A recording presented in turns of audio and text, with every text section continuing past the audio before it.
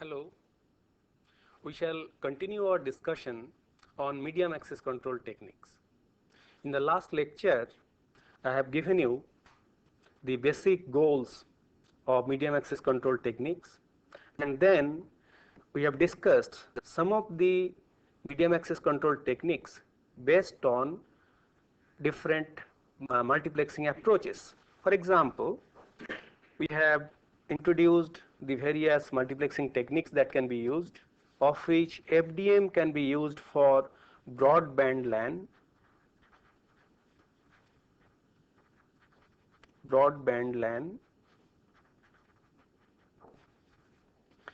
just like you can use it in CATV, cable TV, using different frequency components for different channels, frequency bands for different channels. The synchronous mode is used for your public telephone network.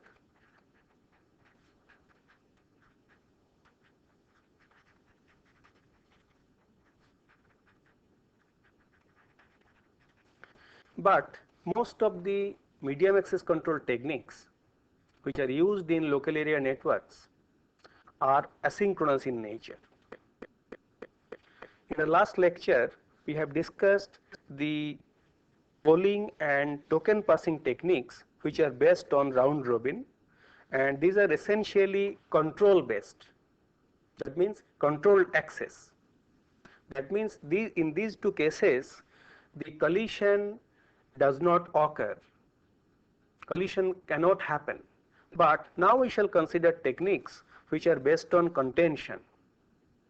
In contention based techniques, as we shall see, collision can occur. We have to find out means to avoid collision or reduce collision, and whenever a collision occurs, we have to recover from collision situation. First of all, let us consider the key features of contention based techniques. Contention based techniques.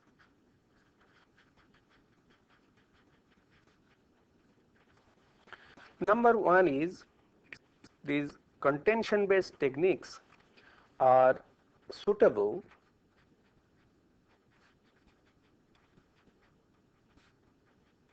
for bursty nature of traffic. Bursty nature of traffic.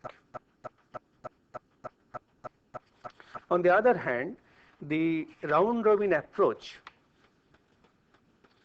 are suitable when all the stations have data to send, they have continuous data to send.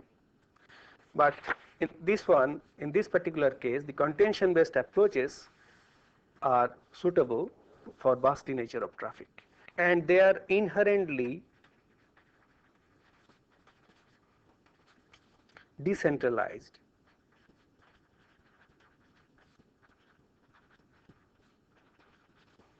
We have seen that round robin technique has two varieties based on centralized control and distributed control, but the contention based techniques are always decentralized. And as we shall see, contention based techniques are simple and easy to implement.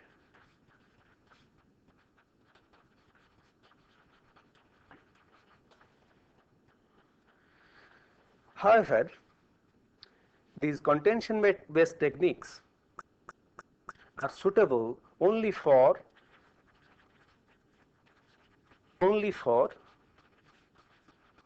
light and moderate load.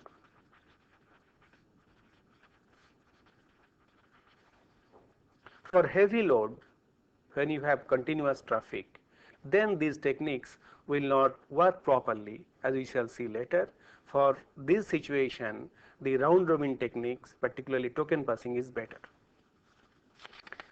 Let us consider the simplest contention based approach, that is your Aloha.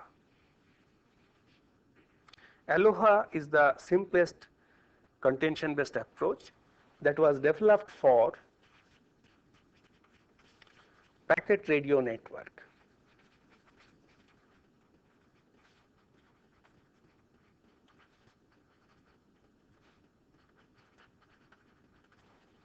Let me give you the background for which it was developed so that you can understand it with proper perspective. It was developed in the University of Hawaii, where the area is divided by small and small islands, and as a result it is not possible to use guided media like coaxial cable, optical fiber, or twisted pair to link the computers. So you have to depend on, they had to depend on radio communication. So they had a central computer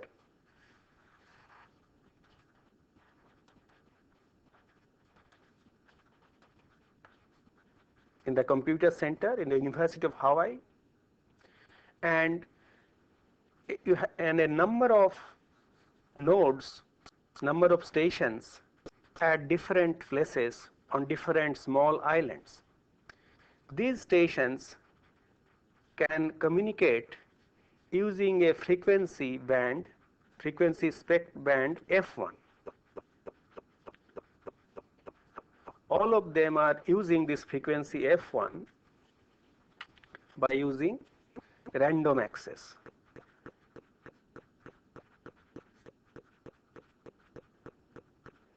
So this frequency spectrum S1, F1 is shared by all the stations A, B, C, D, E, and so on. On the other hand, computer center can communicate by using a frequency F2 in the broadcast mode. That means all these stations are sending by random access method, and whatever they are communicating, that is being broadcasted by the central computer using frequency F2. And whenever there is a collision, all these stations can find out by finding out the signal of F2. And it is based on a very simple idea. It is free for all approach. Free for all.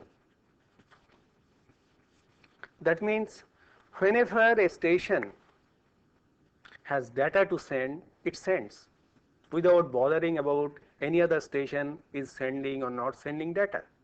And as a consequence, if another station has started sending using frequency F1 and B also starts sending using frequency F1, there will be collision. But the station A and B will come to know about it only when in the next time slot the central computer sends it by using F2. And that's how the collision is detected by station A and B. And this approach is known as pure Aloha. As we shall see, there is another modification of it which is called slotted Aloha. To distinguish this from the slotted Aloha, this is called pure Aloha. How it works, let us see. We have got station A, B, and C. Suppose station A is sending packet P1 here and another packet P2, P1.1 say, P1.2. Station C is sending, B is sending another packet here, say P2.1, and station C is sending a packet here, say P3.1, and another packet here, say P3.2. What is the signal that is being received by the central computer? Let us see. Now this P1 and P1.1, This is 1.1, P 1.1 and P 3.1. As you can see, there is a overlapping period. So here there is a overlapping in this zone. Similarly, P21 is sent without any problem, but P1.2 and P3.2, they also overlap in this part. So this is being transmitted by using F2. These are sent by using F1, F1 and F1. This is what is being transmitted by the computer center by frequency F2. So station A and C will know that this packet and this packet have collided. Similarly, station C and A will also know that this packet and this packet have collided. So this is how collision is detected, and they have to retransmit after waiting for random amount of time. This is how it works. Now let us see how a packet can collide. Say this is one time frame for a packet. Let's assume this is one packet of length tau. Each of these packets is assumed to be of length tau. How a collision can occur? If another packet is sent during this duration with just tau second before it, that means within a period of 2 tau, if any packet is sent by another station, then there will be collision. If it starts sending anywhere from here, if it starts sending here, it will overlap. If it starts sending from here, it will overlap. So this period 2 tau is known as the vulnerable period. Vulnerable period. Let us see what is the performance of this particular protocol.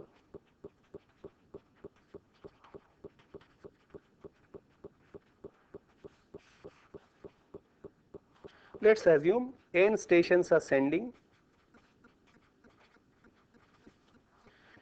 at an average rate of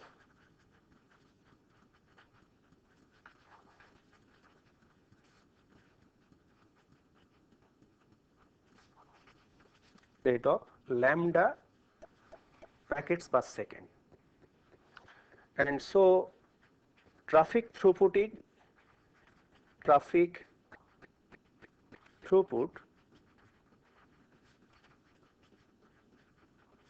is equal to S is equal to n into lambda into tau. That is the total duration for which packets are sent. But in practice, as we shall see, there will be collisions like this. Some of the packets will collide. Some of these packets will collide just like this. And as a consequence, the average number of transmitted packet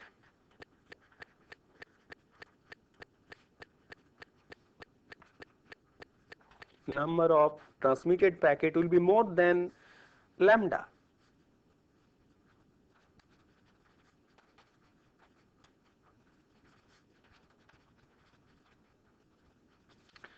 It is equal to G, that is offered load, is equal to n lambda dash tau. Tau is the length of each packet, n is the number of stations, total number of stations. Obviously, lambda dash is greater than lambda, because some of the packets will be collided, will suffer collision, and this lambda includes those collision packets as well. On the other hand, lambda dash includes all the packets which have suffered collision and which have not suffered collision. Now, using Poisson distribution,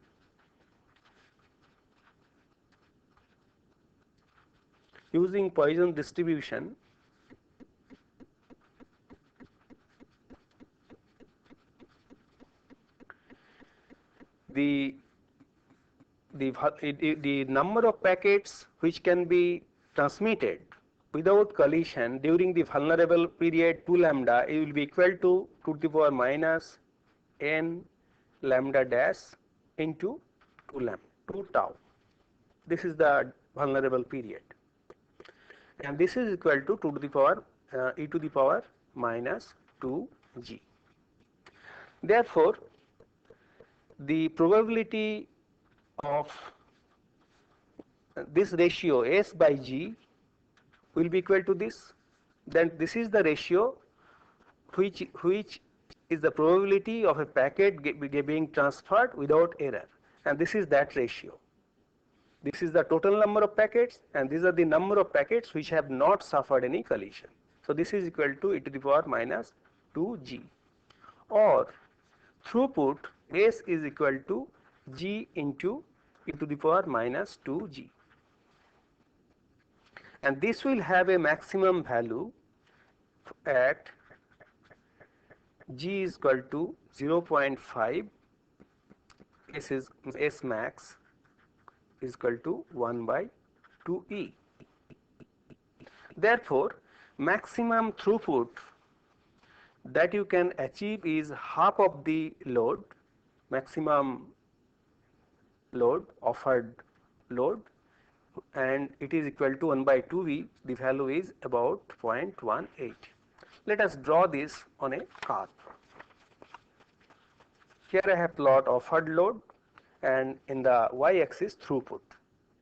So maximum throughput initially, as the traffic increases, the throughput increases, and it reaches 0.18 at 0.5, and then it reduces.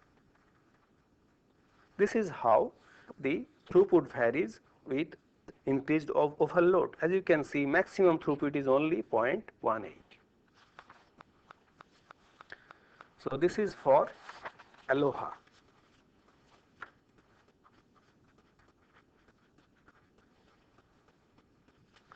Now, is there any way by which you can improve the performance of Aloha?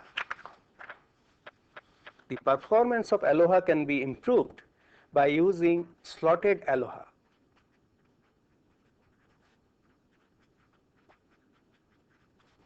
In this, what happens? The packet transmission can start only at the beginning of some time slots. That is, time slots can be informed by using some synchronizing signals. So, if you draw a curve, draw the time frame with respect to time, the packet transmission, say if this is one packet, if it start here, another can start here, so another station can send from here, or it can send again, it can send from here as well. So if there is a overlapping, it overlaps for the entire duration, or it does not overlap. So the vulnerable period reduces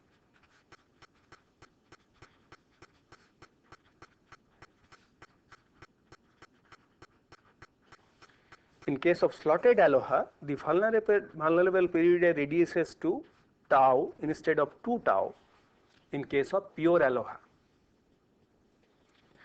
So here we have seen either there is full overlap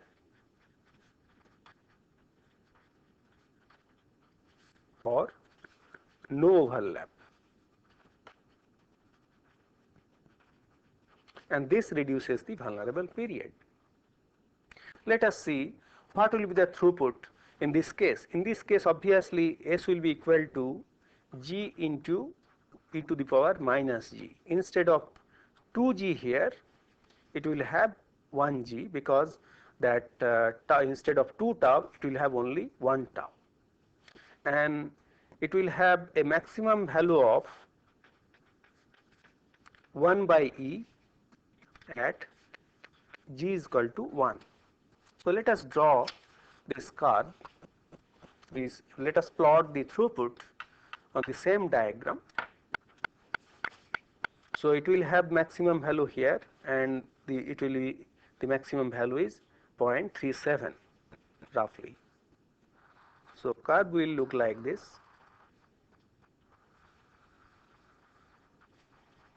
So this is for slotted aloha.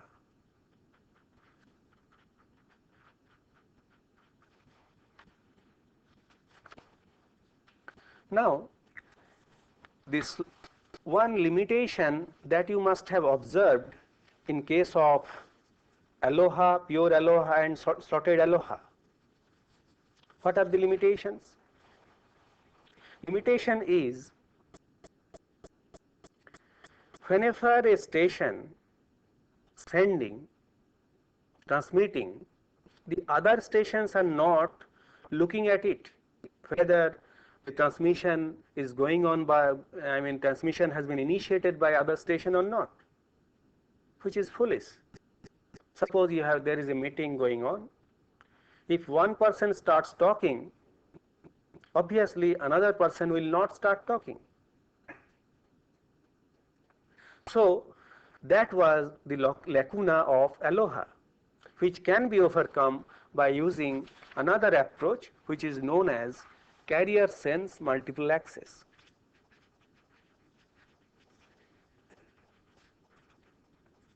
Carrier sense multiple access,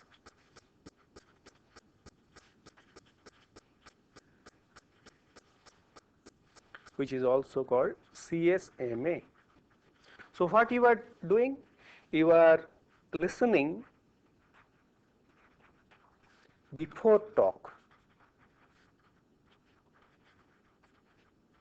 That means before a station start transmitting, it looks at the carrier, checks whether another carrier is present or not. If another carrier is present, that means another station has started sending. It does not send.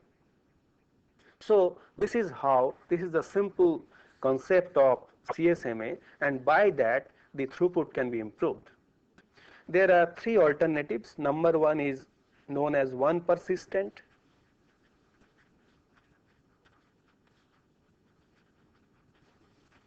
What is being done in this case? If a medium is idle,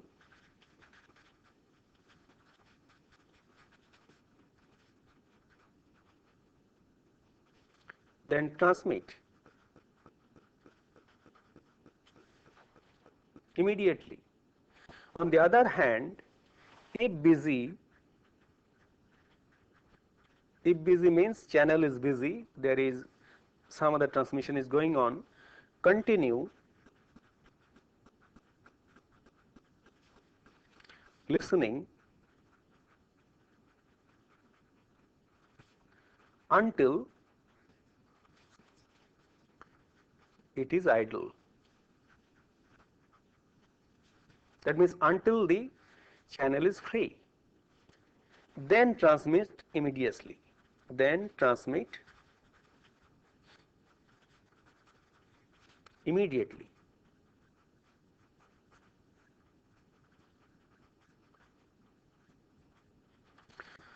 So as you can see, this approach is very greedy. Greedy means whenever the channel is free, it sends, and when the channel is not free, it continuously monitors. As soon as it becomes free, it sends a packet. And so this is greedy, and because of this, what can happen? There will be some collisions because there is some delay in the medium, and so whenever a station senses that there is no traffic, but in practice there will be traffic, so there will be collision. This can be improved by a situation which is known as non-persistent.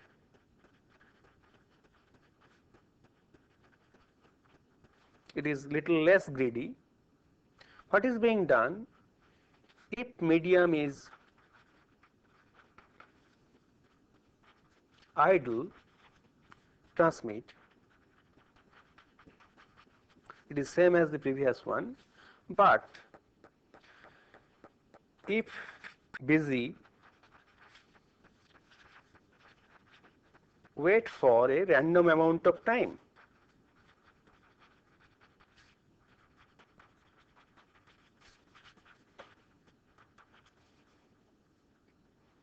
And then resends. What is being done in this case? The station monitors the channel. If there is carrier, that means if it is busy, it waits for a random amount of time instead of continuously monitoring it. And after waiting for a random amount of time, then it again resenses. If it is free, it sends. If it is not free, again it waits for a random amount of time. In this way it goes on. So it is little less greedy, and as a consequence, in this approach, the throughput will be more throughput,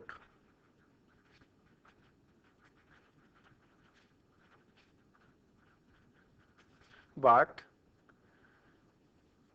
more delay as well.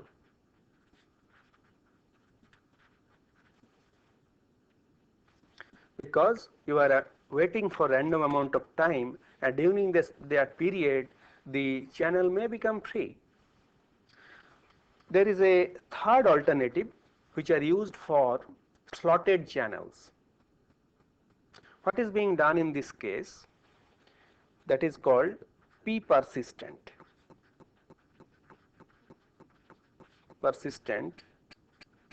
And it is used for slotted channels. Just like slotted aloha, here also the channel is slotted. That means transmission can start only at some fixed time points, not at any intermediate points. In this case,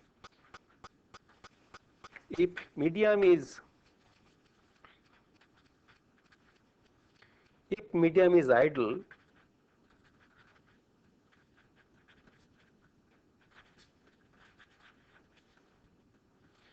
then transmit with probability P. That means even when the channel is free, it may transmit in that time slot, or it may not transmit. It can defer the transmission for the next time slot with probability 1 minus P. Similarly, whenever the channel is busy, it waits for random amount of time, and again if it is free, it may send with probability P, or it may not send with probability 1 minus P. So in this way, in a slotted channels, a P persistent technique can be used. One can say that this 1 persistent is essentially a special case of P persistent, where P, the probability is 1. That means when the probability 1, it always sends. So this is how this carrier sense multiple access goes on. And in this case, how the performance changes. The performance will be dependent on one parameter, an important parameter. In this case, the vulnerable period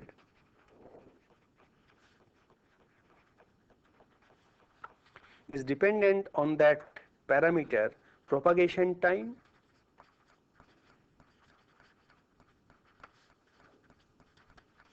by transmission time. We have already discussed about this particular parameter A, which is very important in data communication networks. So this in CSMA, collision can occur only when there is delay. Say you have got two stations, here A and another station B. If this station starts sending and if it can be immediately sensed here, that means A is equal to 0, propagation time or propagation delay is 0, then it will not send. So collision cannot occur. That means if the propagation time or delay is 0, collision cannot occur in CSMA scheme, but in practice there will be some delay, and depending on that value of A, collision will occur. Let us see how the uh, performance varies for different values of A. It has been found that, say, for A is equal to 0.5,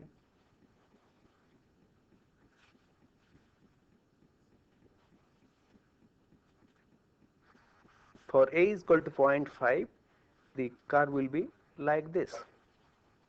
This is for A is equal to 0.5.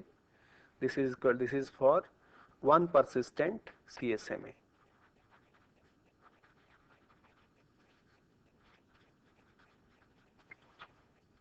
If you reduce this value of A, suppose it is 0.01, then it can increase to, say, this. So A is equal to 0.01, one persistent CSMA. Now let us see what is the drawback of this CSMA.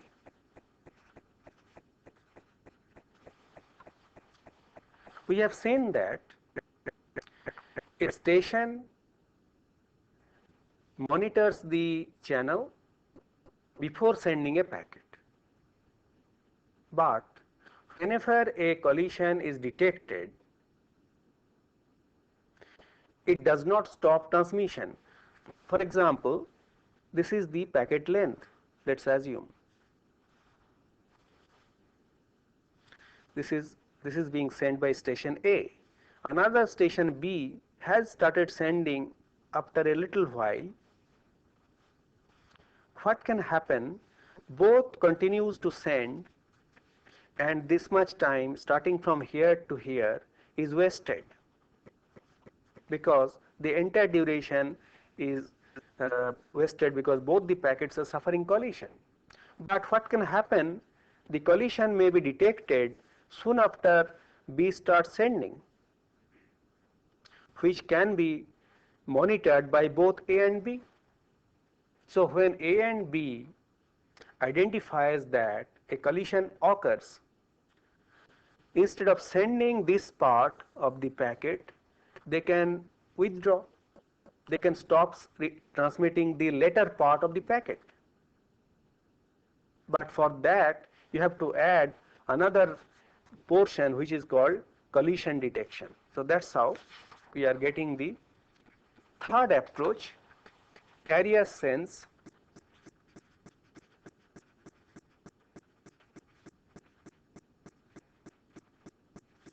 multiple access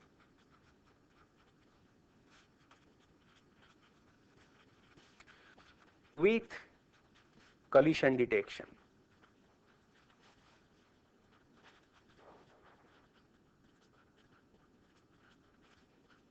In short, CSMA CD. In this case, what is happening?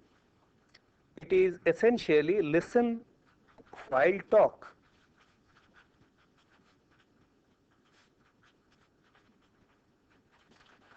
That CSMA is called listen before talk. But in this case, not only the channel is monitored before sending the packet, while sending the packet, all the station monitors whether a collision is occurring or not. If a collision occurs, both the stations who have taken part in the collision withdraws. So uh, each station ceases transmitting packet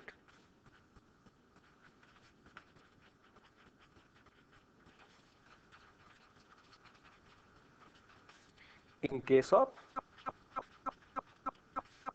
collision.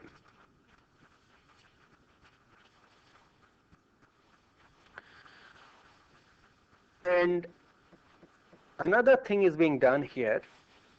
Whenever a station detects a collision,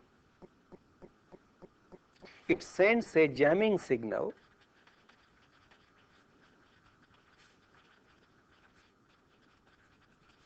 by which other station will come to know that a collision has occurred. And once the collision occurs and a jamming signal is sent, both the station will wait for a random amount of time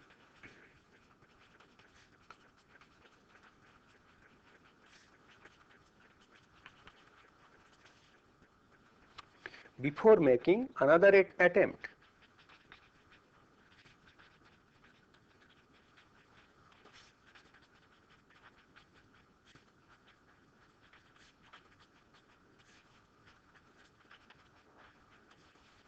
So before making another attempt, both the stations waits for random amount of time.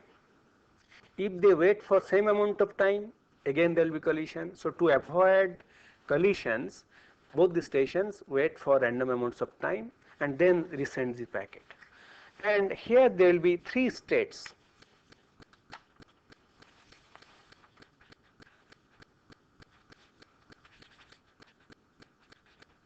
There will be three states, we can say. What are the three states? A station may be sending a frame,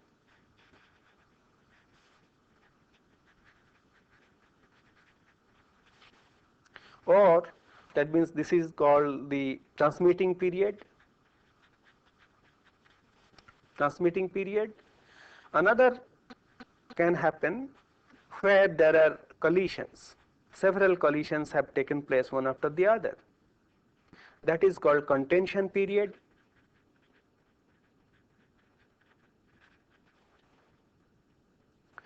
And then another frame can be sent, that is your transmitting period. Or if there is no packet,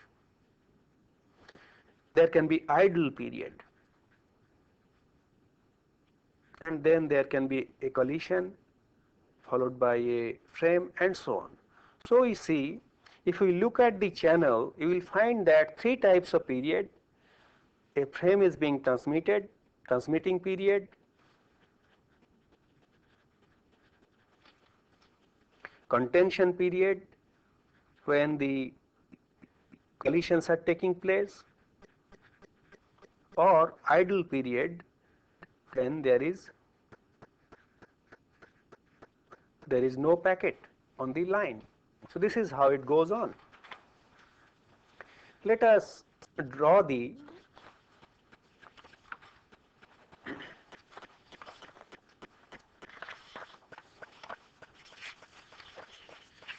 curve for performance on the same diagram. In case of CSMA, the throughput can be quite high. CSMA CD throughput can be as high as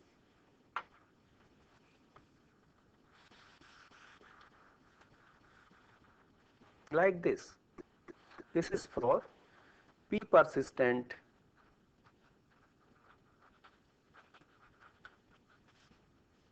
CSMA, but for CSMA CD, the same thing can be like this.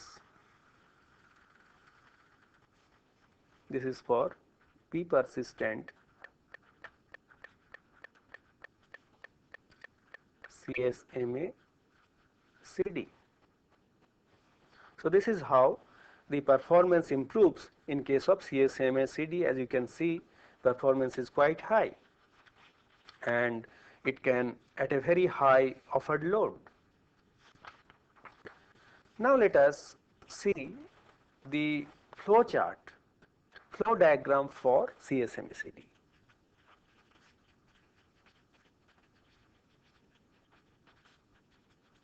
for CSMA CD. How it works? Whenever there is a, what each station does, assembles packet,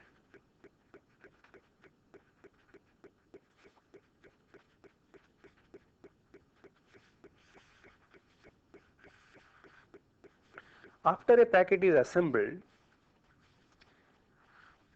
it is decided whether any packet to be transmitted, any packet to send,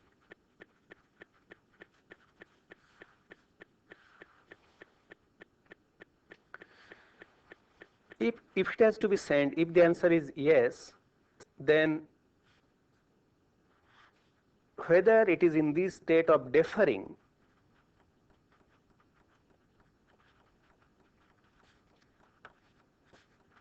there are situations where the station may be deferring for certain period of time. If it is in the deferring period, then it waits yes. If it is not in the deferring period, okay, if the answer is no here, then it loops here. And if there is a packet and it is not in the deferring mode, then it start transmission.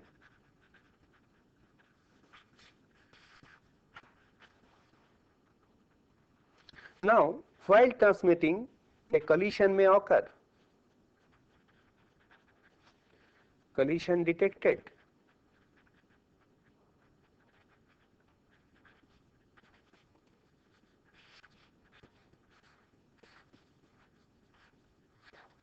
If a collision is detected, then it goes to, say, another state,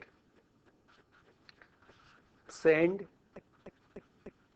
jamming signal.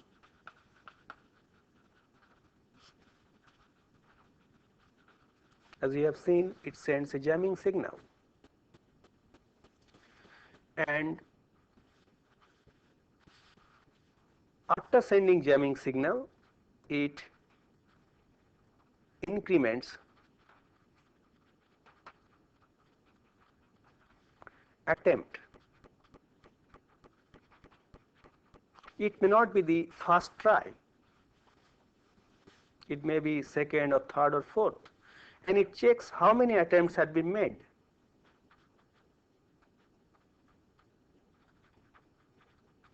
Attempt is greater than 15 or not.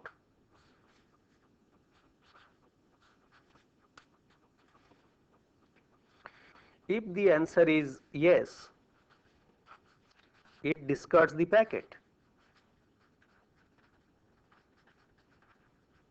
So here we see there is a possibility that a packet may get discarded, which cannot happen in round robin technique.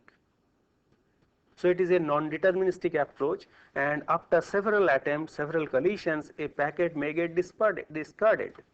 And whenever the attempt is less than 15, it computes backup time,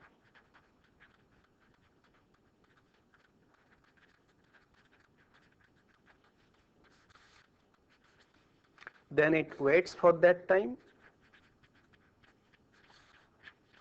and then it goes back to this particular point.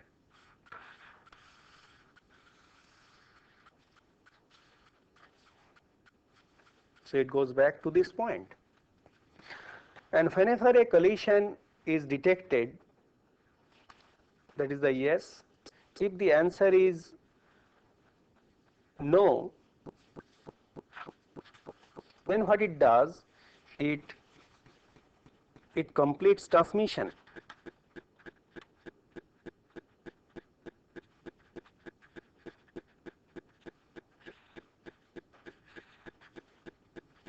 And then it is over. So this is the sequence of events that take place in CSMA CD, and it is one of the popular protocol that is used in LAN standards.